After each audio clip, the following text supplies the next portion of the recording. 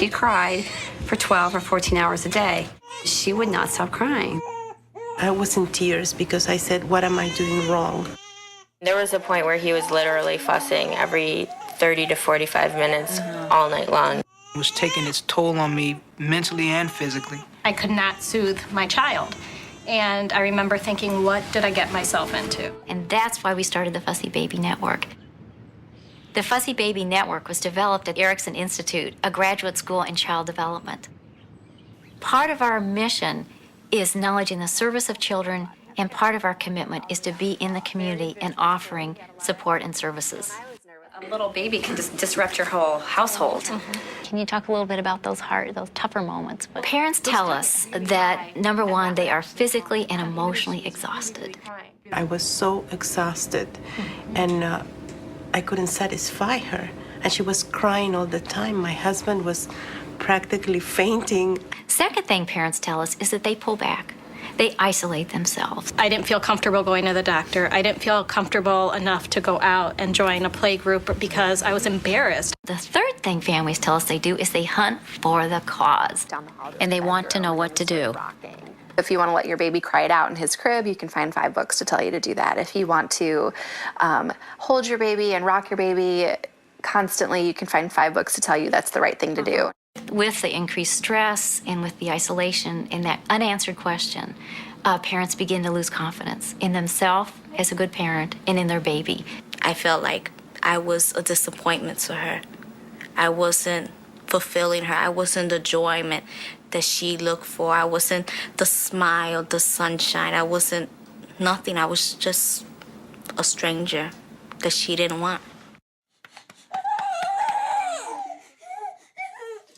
Estimates vary, but I think we could safely say that 1 in 5 babies cries excessively, enough that it's really a challenge for the family. And that's a lot of babies. Families in the first months of life, the number one cause that they turn to a pediatrician, but outside of the scheduled visit, is for excessive crying. And so since I was Most of the babies are developing normally, but the experience that the family is having is not typical. Their neighbor isn't having the same experience with the baby. Their sister-in-law didn't have a baby that cried all night. So they begin to feel very different from other families. We know that excessive crying can go along with maternal depression. We also know that it can correlate with increased conflict between the parenting partners. I just got in the car and I left. I told him, I said, I'm leaving. I don't know where I'm going, but I'm leaving. And I left him and I left her, and I just drove around for a few hours and just to get away from hearing that crying. And crying is the trigger for shaken baby syndrome. It's the trigger not only for child abuse, but for child fatality. So it's really important that we have a support for parents before the baby's born, right after delivery, and during those early months when the incidence for shaken baby syndrome is highest. Instead of reaching out to get some real help, we end up reacting toward the child. That's not what we need to do. You know, so that's where I was, but not to the point of hurting Tina. Don't misunderstand me, but that's where I was in my stress level with my getting any rest. I know I needed it. The positive side is that this is a very open time for parents, that parents are very psychologically available during this period around birth. doesn't know you. There you go, yeah. Well, it's nice to have you. The Fussy Baby Network has 2 major goals. The first is to help parents with that urgent problem that they called us about. And what does he look like when he's getting really fussy and he's starting? The other part is we want to do it in a way that really supports their competence and their confidence and their ability to handle these bumps in the road and become stronger as a parent. You have to listen to a family, no matter what. You have to validate their experience and that you're learning through this together. I've been wondering what it's been like these past few days taking care of little Miko.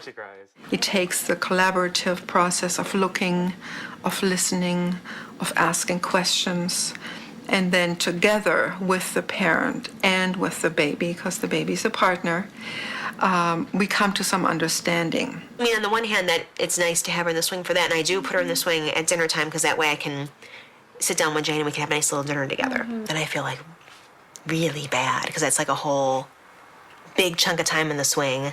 It seems to me you found a reasonable solution for being one person with 2 little children who both are needy at the same time. Parents come to the table with the knowledge and expertise about their baby, and we have to work together to be sure that the medical issues are covered and other issues that could be driving the baby's fussiness.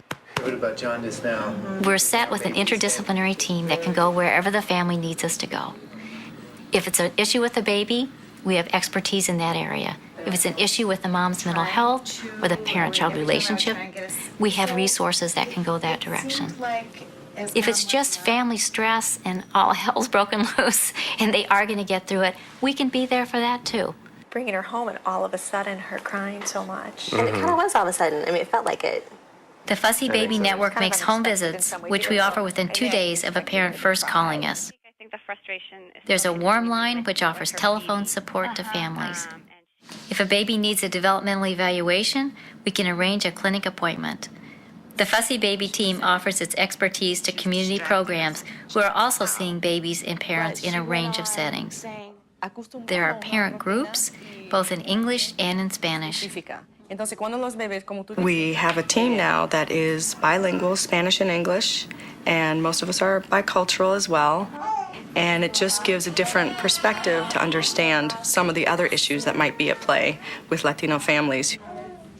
Fussy Baby also works nationally to help sites around the country establish these services for families in their own communities. What we're learning from our evaluation is that the parents' stress goes down, that they view their baby more positively, that signs of maternal depression go down, and that the mother's sense of self-efficacy goes up, gets stronger. We also find that parents like the program. They would recommend it to other families, and they value both the emotional support and the practical assistance that they get. It just gave me more and encouraged me more, and it built my confidence up to a point where there is something I can do. And if families learn in these early bumps in the road how they can handle it well, how they can work as a team, how they can understand their child better, and how they can come through it with support, they can take that with them to the next bump in the road and really be strengthened through this process.